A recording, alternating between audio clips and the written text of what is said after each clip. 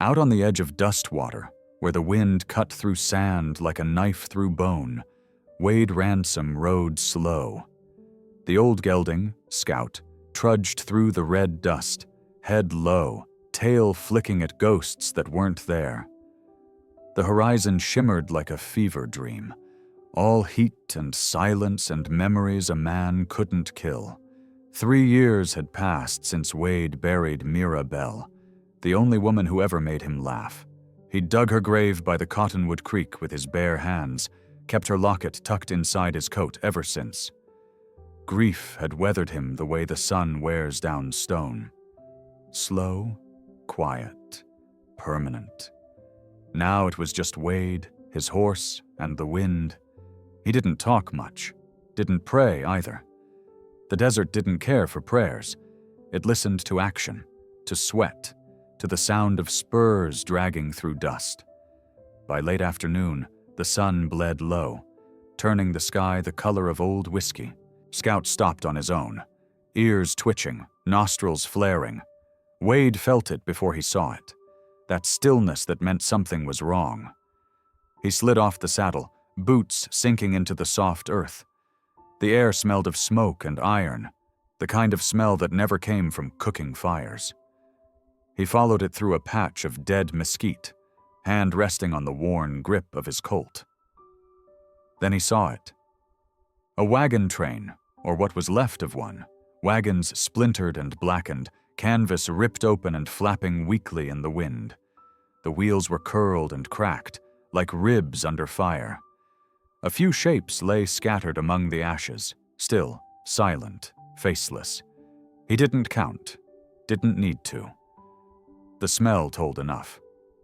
Wade crouched beside a burned-out campfire. Someone had died face down in the coals, another under a half-collapsed wagon. He brushed ash from a bonnet, found a child's doll with one glass eye missing. The scene was too quiet, too clean in its horror, the kind of violence that came from men who killed for pleasure, not need. He took off his hat, held it against his chest for a long moment. Not to pray, that part of him was gone, but out of habit, out of respect. That's when he heard it. A sound so faint it almost didn't belong to the living. A breath, thin and ragged, buried beneath the wreckage. Wade froze, eyes narrowing. Then he moved, slow, careful, like approaching a wounded animal. He shoved aside a charred wheel and bent low. Beneath a torn fur cloak lay a woman, her skin smeared with soot, her hair tangled dark against her face. The faint rise and fall of her chest said she wasn't gone yet. Her dress was torn, edges singed, the beaded trim around her collar glinting weakly in the dying light. She wasn't white. The copper tone of her skin, the long black braids, the faint pattern of paint still clinging to her cheek told him enough. Apache. Wade felt something tighten in his chest, something old and half-forgotten. She was breathing, barely. He slid his arms beneath her, startled by how weightless she felt, like a soul not ready to decide if it should stay or go. Her head rested against his shoulder, skin hot from fever. Scout pawed the ground and snorted when Wade mounted with her in his arms. The sun sank lower, spilling gold and blood across the sky. Wade didn't look back. The prairie behind him was nothing but smoke and silence, a graveyard for strangers. Ahead lay the lonely road west, 5 miles to his cabin, and a fire still waiting in the hearth.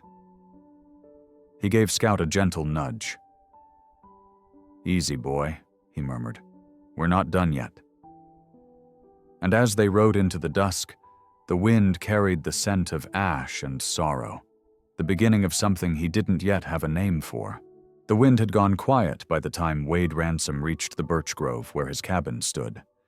The pale trunks shimmered silver under the moonlight, whispering like ghosts against the cold air. Scout slowed to a halt, sides heaving, steam rising from his nostrils. Wade swung down, boots sinking into soft earth, the weight of the Apache girl still in his arms. Her blood had dried dark against his shirt, and her breath came in small, trembling drafts. Lena Hawk. That name would come later. But tonight, she was just a stranger clinging to the thin edge between this world and the next. Inside, the cabin smelled of pine smoke and old cedar. It wasn't much. One cot, a rough table, a wood stove that hissed with a single flame. But it was clean, built with hands that needed something to do after burying love. Wade set her down on the cot, the blanket rough against her skin.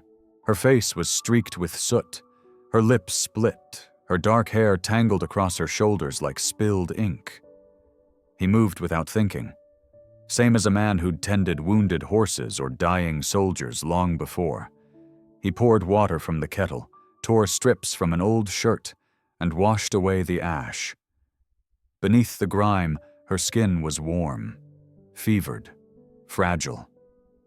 A scar ran down her wrist, pale against the red. When he touched her arm, she flinched, though her eyes never opened. There was strength still there, somewhere under all that pain. Wade wrapped her wounds, then covered her with an old wool blanket, tucking it under her chin the way Mirabelle used to do for him when winter bit too hard. He sat back in the wooden chair by the stove, hat in his lap, watching the faint rise and fall of her chest. The fire crackled slow and low, throwing gold light over the floorboards. Outside, the forest sighed, and an owl called once before the night swallowed the sound whole. Wade didn't sleep. He just watched. He thought about how strange mercy looked, how it could come out of nowhere and still make a man's heart hurt like sin. He hadn't brought her home because he wanted company. He did it because leaving her there among the dead would have been worse than any curse. Hours passed like that, firelight flickering across his weathered face, the rhythm of her breathing steadying bit by bit. Once, she stirred, mumbling something soft in a language he didn't know. It wasn't English, but the tone carried grief, maybe names, maybe prayers. Near dawn, he rose and fed another log into the stove. His hands were steady, his eyes heavy. He pulled a chair close to the cot, then sat again, elbows on his knees, fingers interlocked. He didn't know what tribe she came from, didn't care much. Out here, bloodlines meant less than the will to keep breathing. As the first light of morning crept through the cracks in the shutters, she turned her head slightly, a quiet groan escaping her lips. Wade leaned forward, watching. The color of her face had changed. Less gray, more alive. She whispered something barely audible, a word carried on breath and memory. He didn't understand it, but it sounded like the earth itself exhaling. He nodded once, to no one in particular, and said in a voice rough from disuse, "You made it, girl. That's something." Then he leaned back, arms crossed, eyes fixed on the small fire that refused to die. The morning light climbed the cabin walls like hope that didn't know it was hope. And for the first time in a long while, Wade Ransom didn't feel entirely alone. Morning came slow and gold across the ridge. The first light slipped through the cracks in the cabin shutters, laying soft across Lena Hawk's tangled black hair. She blinked against the brightness, her lashes heavy with sleep and ash. The air smelled faintly of wood smoke and coffee grounds, bitter, real, grounding. When her eyes opened fully, the world felt strange, too quiet, too still. Her body ached in places she didn't know she had. Her lips were dry, her mind was a fog of fire, screaming and smoke, flashes of flame against the night, the sound of horses bolting, and the metallic sting of blood in the air. She pushed herself up halfway, breath catching, and saw the man at the stove. Broad shoulders, quiet hands. The same hat resting on the table beside him, dusted from miles of hard country. Wade Ransom turned when he heard her move. His face was worn like old leather, tanned by sun and loss, the kind that didn't need words to explain itself. "You're safe," he said, his voice low, steady as gravel under boots. She opened her mouth to answer, but no sound came. He poured water from a tin kettle into a cup and crossed the small space between them. When he offered it, she hesitated, studying him. The worn flannel, the scar at his jawline, the stillness in his eyes. He didn't insist, just waited. Her hands trembled as she took the cup. The first sip hurt going down, but it was clean, alive. When she finished, she whispered, "I don't remember much." Wade nodded once. "Don't try to yet. You're alive, that's what matters." That was all he said. No comfort, no questions, just truth. The next few days passed in a rhythm as natural as breathing. Wade rose with the dawn, splitting logs behind the cabin, his axe hitting the stump with the precision of habit. Lena watched from the cot, wrapped in a blanket that smelled faintly of cedar. He moved like a man who knew every sound the land could make, from the groan of a tree branch to the hush before rain. When she could finally stand without swaying, she stepped outside.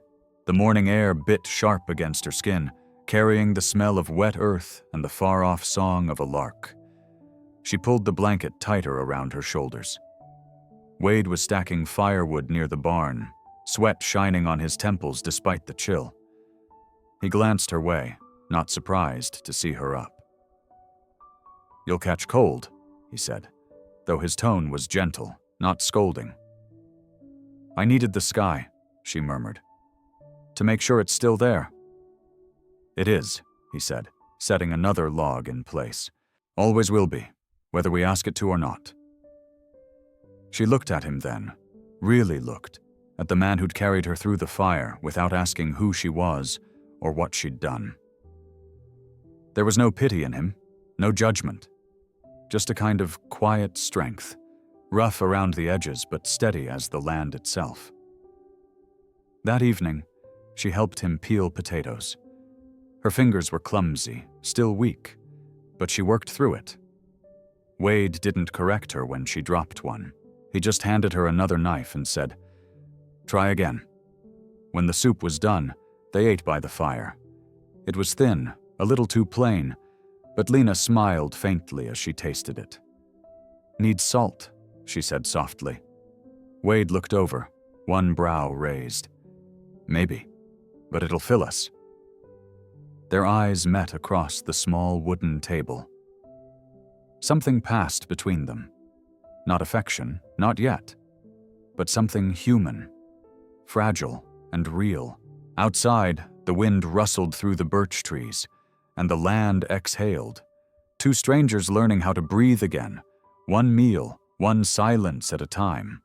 By the time spring lightened the hills, Lena Hawk had found her footing again. Her strength came back slow but sure, the way a river returns after drought. She started helping Wade Ransom with the small things first, fetching water from the creek, chopping kindling, sweeping the porch that looked out toward miles of empty prairie.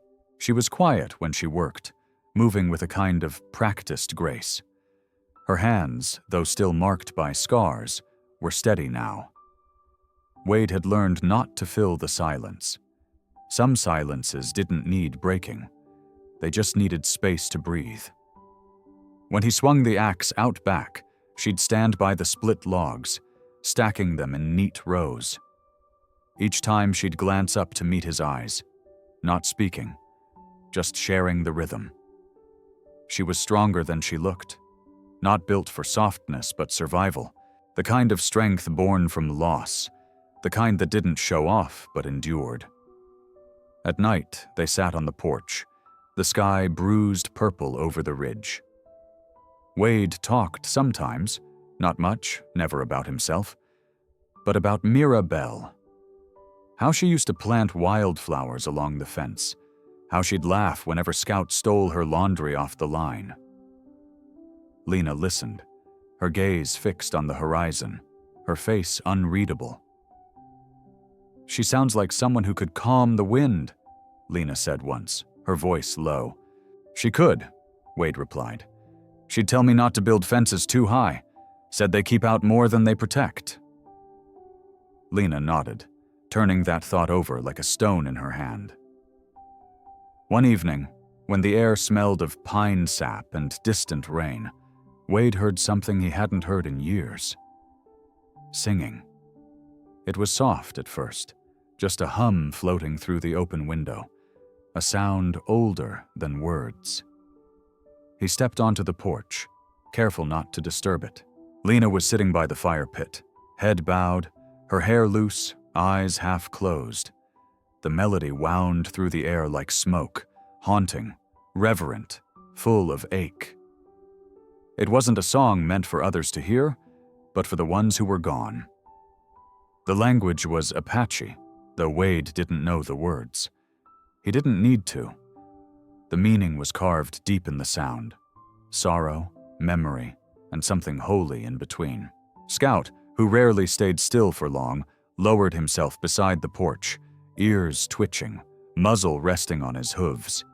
Even the night air seemed to hush. The wind stopped rattling the trees. The world just listened. When the last note faded, Wade spoke softly, almost afraid to break it. "That's a sad tune," he said. "It's for the ones we lost," she answered, voice barely more than a whisper. "We sing so their spirits don't wander too far." He nodded slowly, staring into the fire. "Guess that's worth singing for." Lena smiled faintly, but it didn't reach her eyes. "My people used to say the earth remembers the songs we sing to it. Maybe one day it'll sing them back." For a long while, neither of them moved. The fire crackled low, throwing amber light across her face. The same light that glimmered in her dark eyes, the same warmth that had started to thaw something in Wade he thought was dead forever. When she finally stood and went inside, Wade stayed out under the stars. Scout shifted beside him, tail flicking against the dirt. "Yeah," Wade murmured to the horse, more to himself than anyone. "She's got the kind of quiet that could wake the dead."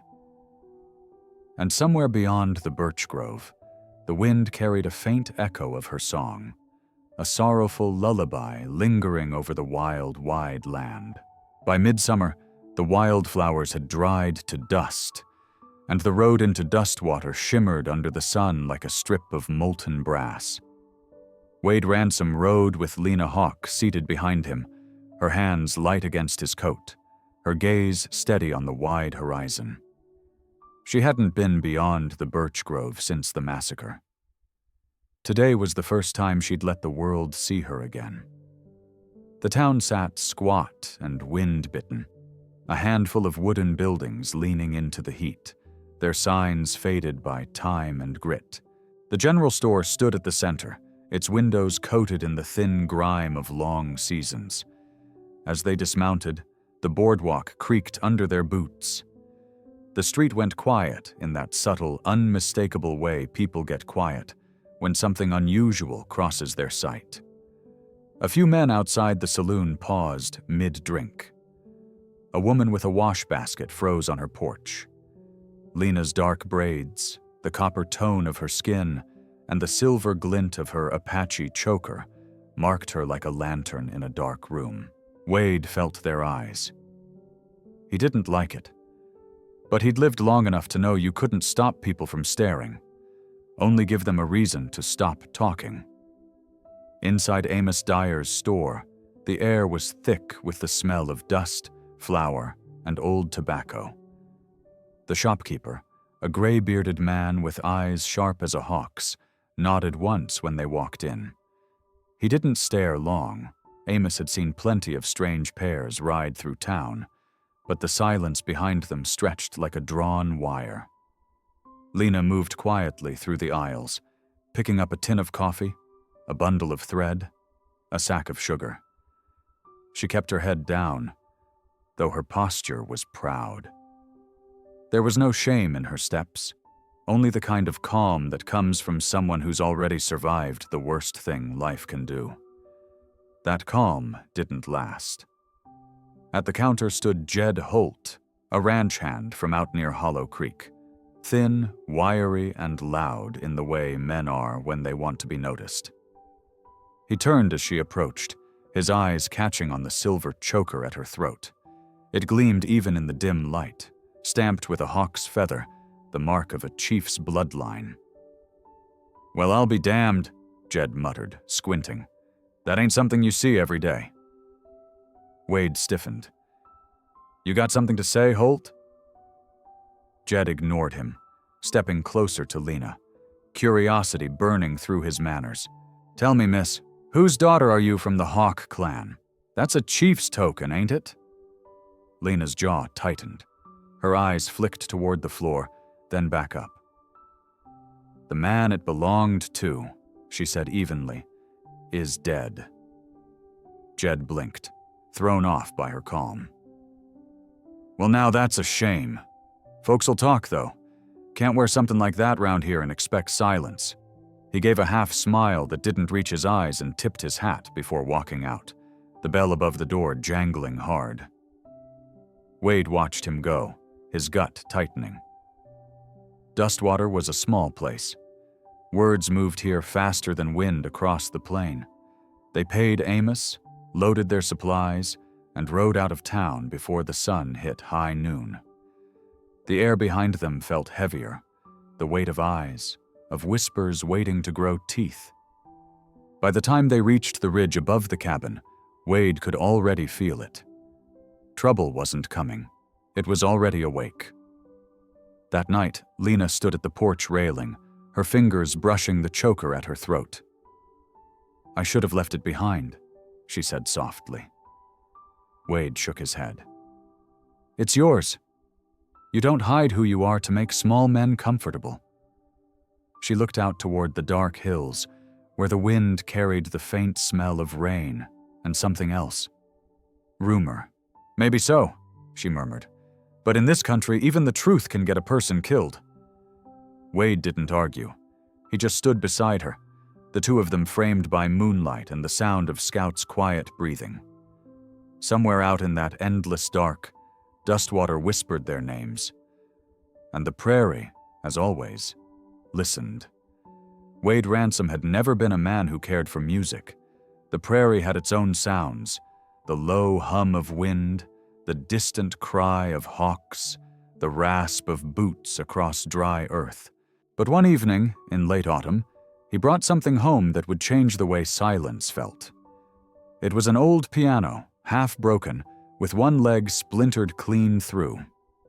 He'd found it leaning against the wall of Amos Dyer's store, covered in dust and bird droppings. Amos had laughed when Wade asked about it. "Don't reckon it's been tuned since Lincoln was still breathing," he'd said. Wade just nodded. "I'll take it." Getting it home took half the day and most of his patience.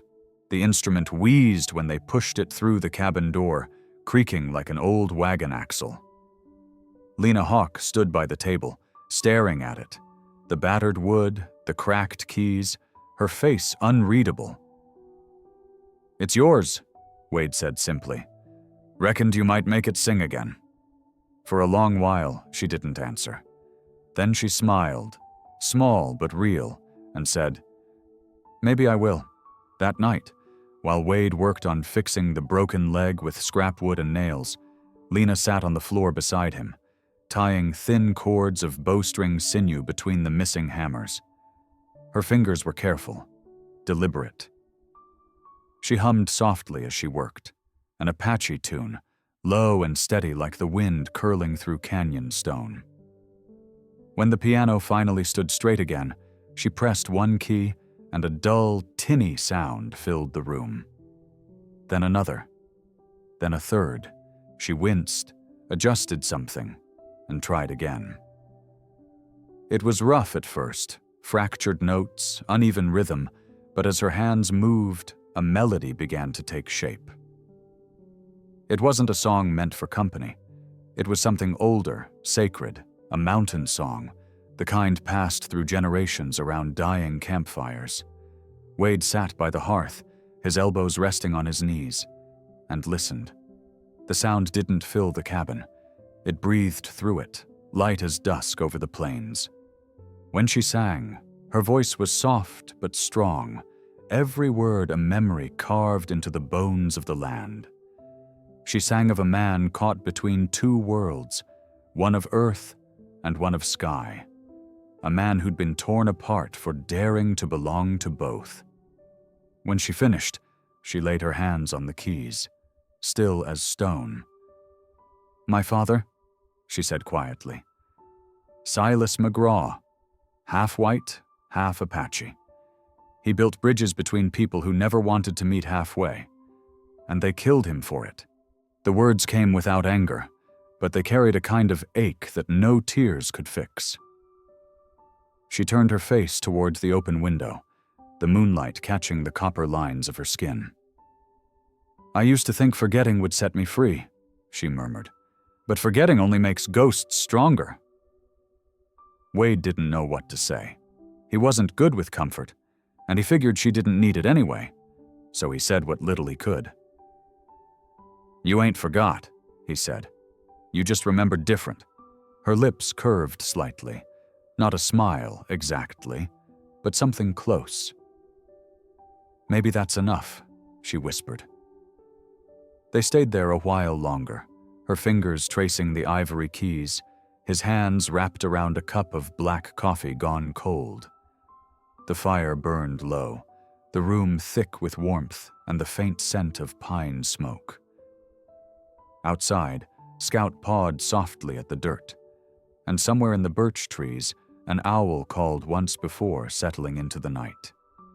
Lena began to play again, slower this time, a gentler tune, the kind that belonged to people learning how to breathe after too much silence.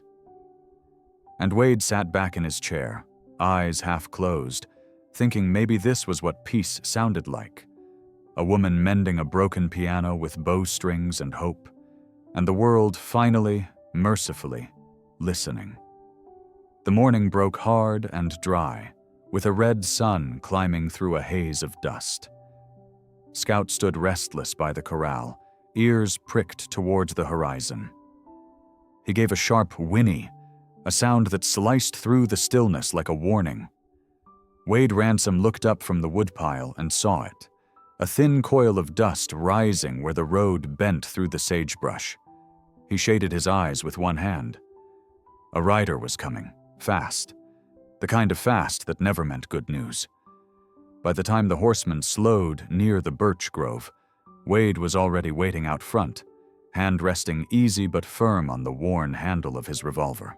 The stranger pulled up, the horse's flanks lathered white, breath steaming in the cool air. "Morning," Wade said flatly. The man tipped his hat, dust falling from the brim. He had the look of someone used to being feared. Lean face, cold grin, eyes that measured people like they were weights of meat. "Name's Dax Boone," he said. "You might have heard it. Used to work for the Army. Tracking, scouting." "I heard," Wade replied, voice steady. "Heard they paid you to hunt people, too." Boone smiled wider, teeth flashing white against the grime. "A man does what keeps him fed. Same as you, I reckon." He swung down from his horse, boots crunching dry earth. "I'm looking for something that don't belong to you, mister. Or someone." Behind Wade, the cabin door creaked open. Lena Hawk stepped out, hair loose, face calm. The morning light caught the silver choker at her throat. That one mistake that had drawn trouble to their door. Boone's gaze flicked to her and stayed there. "Well, I'll be damned," he said softly. "You've got nerve, girl. Thought you'd run further than this." Wade didn't move. "You got business with her. You can say it from where you're standing." Boone's tone changed, colder, more certain. "She's wanted back east. Belongs to a man named Royce Kellen, a merchant, big money, big temper. Paid me well to fetch what's his." Lena's eyes narrowed, the fire in them flaring. I belong to no man, she said. Boone shrugged. Ain't my call. I just deliver and collect. He nodded toward Wade. Don't make it hard. I don't fancy killing folks I don't have to. The hammer of Wade's revolver clicked back with a sound sharp enough to still the wind. You draw that line again, he said low, and you'll find out what hard looks like. Boone studied him, then laughed quietly. You've got grit, old-timer. I'll give you that. But Royce Kellen ain't the kind to let go. He said she stole something that mattered. She stole her freedom, Wade replied, and he's too damn small to earn it back. For a moment, neither moved. The air hung thick between them, heat, dust, and the weight of something about to break. Then Boone's expression shifted, less cruel, more calculating. You've got one thing right, Ransom. The man's coming. Won't be me you'll have to deal with next time. You'd best think real careful on how far you're willing to go for a woman who ain't yours. He swung into the saddle, turned his horse, and called over his shoulder. When the dust rises again, it'll be him. Best be ready.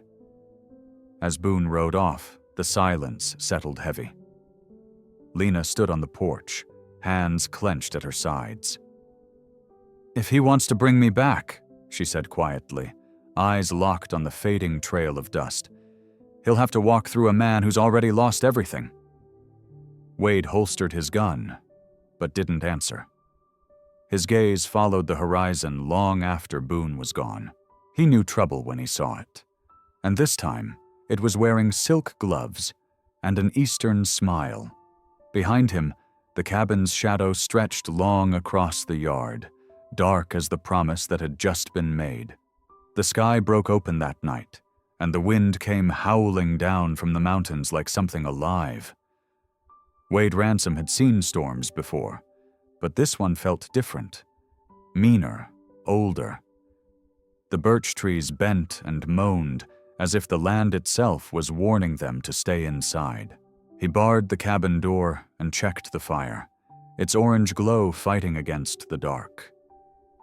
Lena Hawk sat by the hearth, her hair damp from the rain that had found its way through the cracks. She stared into the flames without speaking, her jaw tight, her eyes reflecting both fire and memory.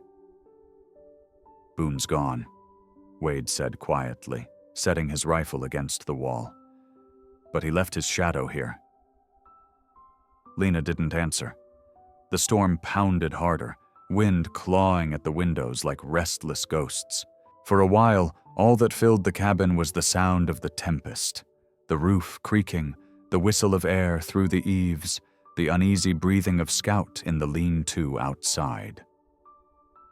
Then Lena spoke. Her voice was soft, but it cut through the noise like a knife. He said Royce Kellen is coming. Wade nodded once. That's what he said. She looked up, her face lit by flickering light. You should know who Royce is before he gets here. Wade didn't move, didn't speak. He just listened.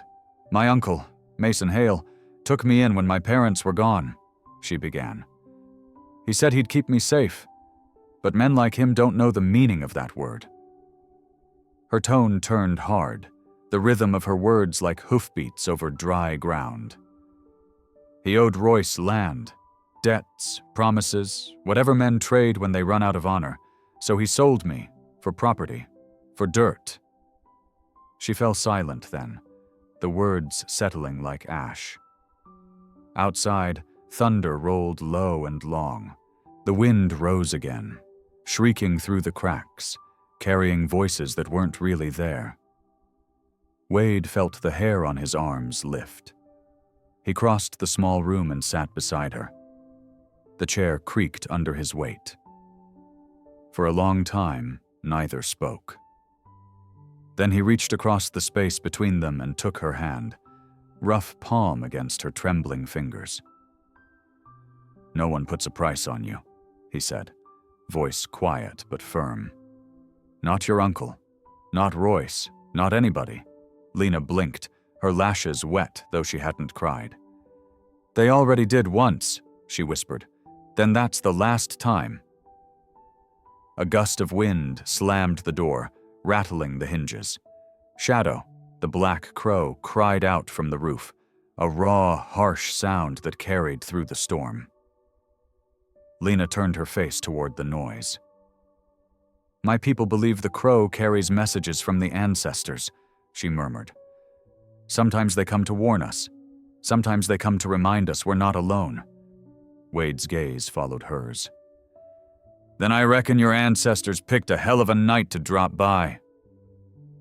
That earned him a faint smile, small, but it stayed longer than most.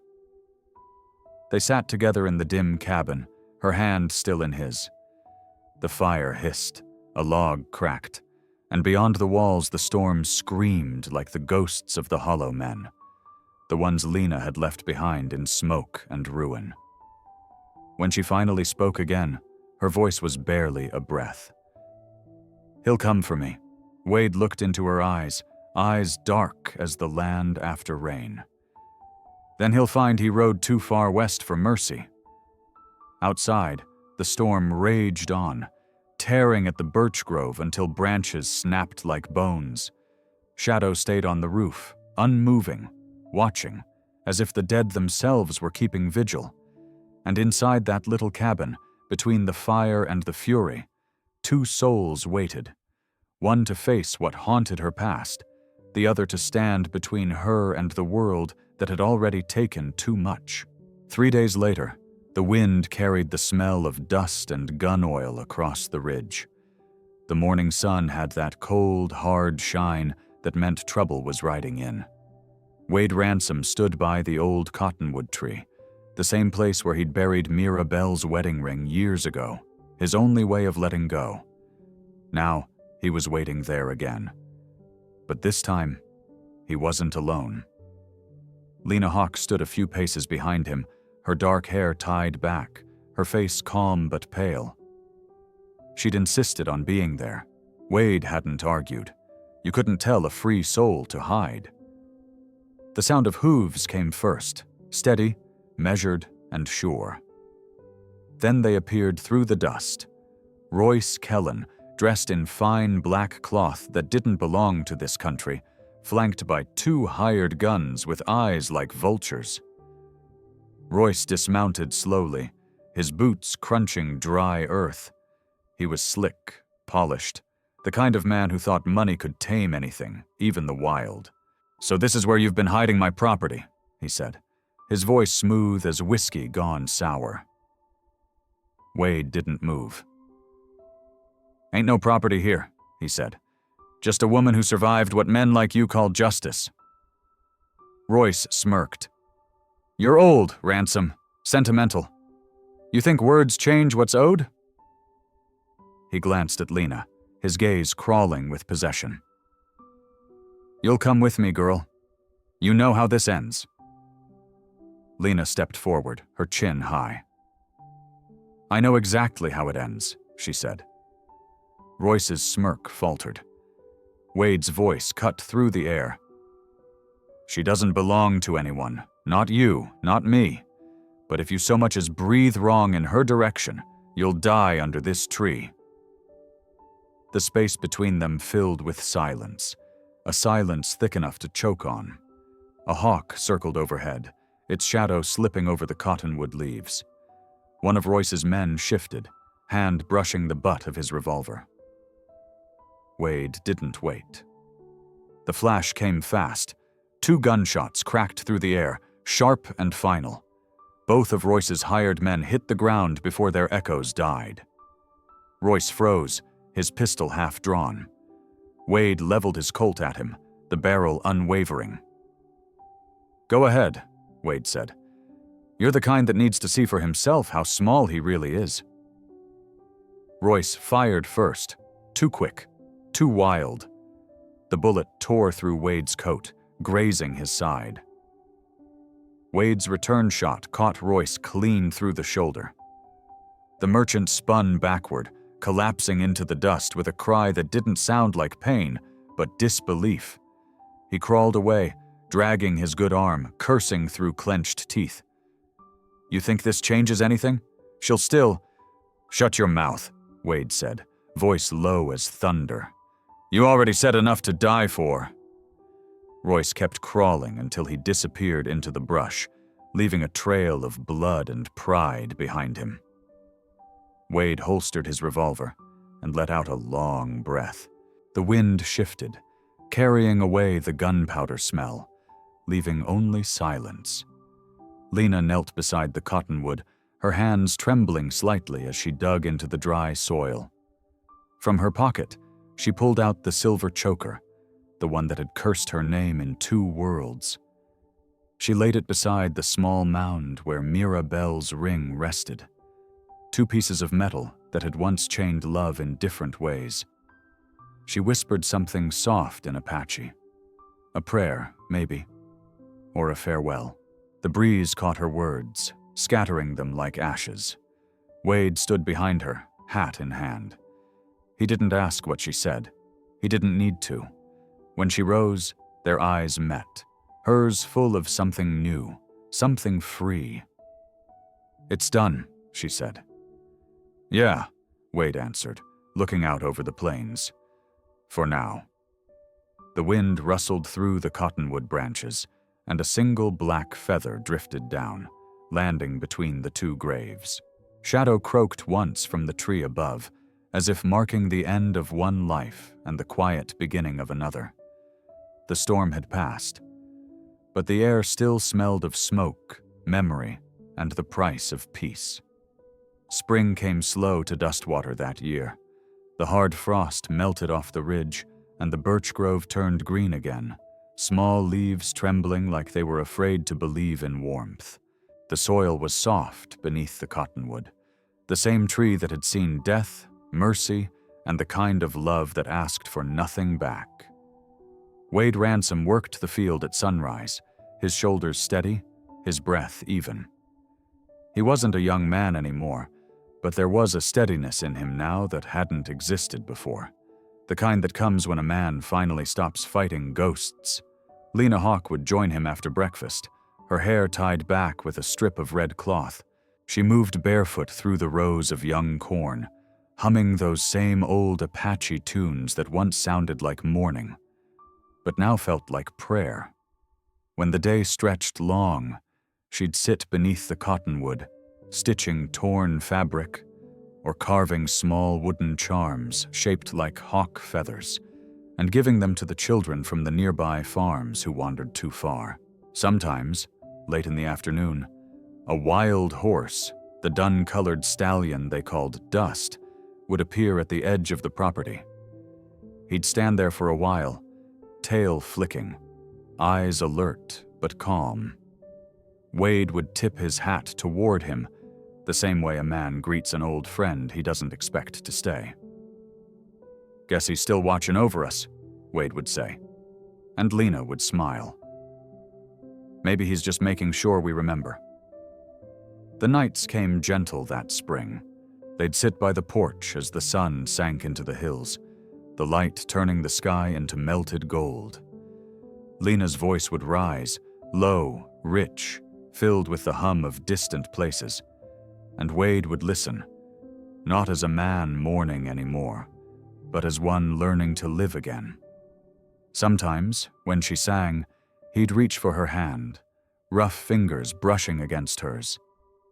And though neither spoke the word love, it was there, quiet, patient, strong as the land beneath their boots. One evening, under a clear sky washed in starlight, Lena looked up and said softly, "If the past ever finds us again." Wade finished the thought for her. "It won't find us waiting," she nodded. "No, it'll find us living." They both smiled then, the kind of smile that comes from knowing they'd already survived the worst of life. Out near the cottonwood, Scout, the old horse, slept beneath the tree's long shadow. His breathing was slow, peaceful. Up above, Shadow, the black crow, circled once, then perched quietly on a branch, a sentinel of the things that had passed and the peace that finally remained. The wind carried the faintest whisper through the grove, soft as breath.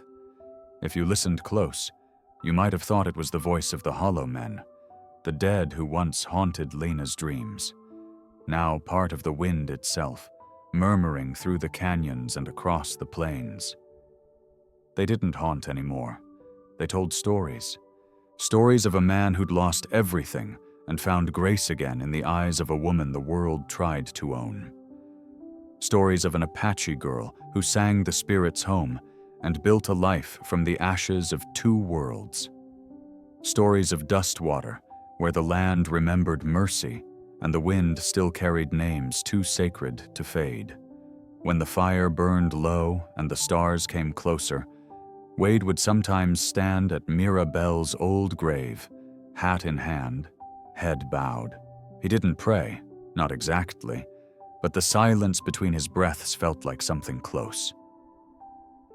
"Reckon you'd like her," he'd whisper to the ground. "She's got your kind of stubborn." And from the porch, Lena's laughter would drift through the dark, low, warm, alive. The prairie stretched endless under the moon, the cottonwood swayed gently, and the ghosts of the Hollow Men became nothing more than wind passing through wheat. A quiet reminder that even in a land carved by loss, life always finds a way to return. Dustwater slept easy that night. And for the first time in years, so did Wade Ransom.